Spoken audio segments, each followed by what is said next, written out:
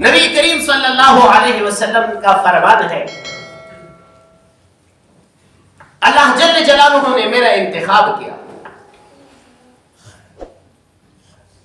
بنو کنانہ کا انتخاب کیا، اور بنو کنانہ میں قریش کا انتخاب کیا، قریش میں ہاشم کا انتخاب کیا، اور ہاشم میں اللہ جل جلالہ نے میرا انتخاب کیا نبوت کے لیے، اور اللہ جل جلالہ نے میرے لیے صحابہ کرام کا بھی انتخاب کیا،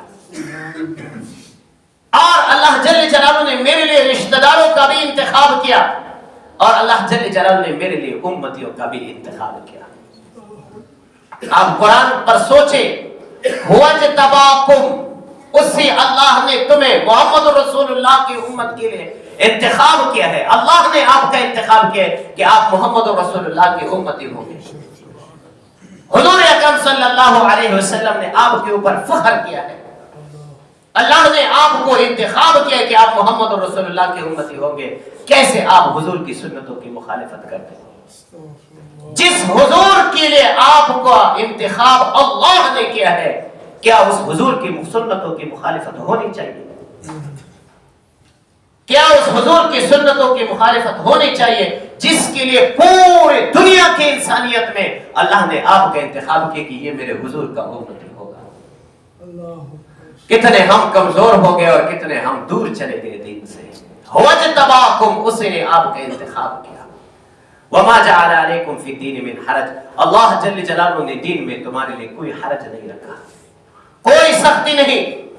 پہلے زمانے میں یہ ہوتا تھا، کوئی آدمی گناہ کرتا معاف نہیں ہوتا تھا کہ آپ نے گناہ کیوں کیا۔ گناہ کرنے کے بعد معافی کی کوئی گنجائش موجود نہیں تھی۔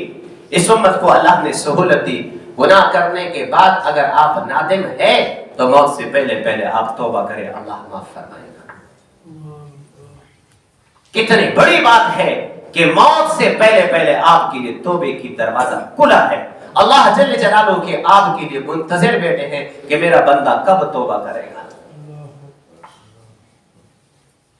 اللہ اکبر۔ وما جعل علیکم فی الدین من حرج، دین میں تمہارے لیے کوئی حرج نہیں، توبے کا دروازہ آپ کے لیے کھلا ہے۔ جس وقت بھی آپ رب کے ساتھ صلح کرنا چاہتے ہو، اللہ جل جلالہ تیار بیٹھے ہیں۔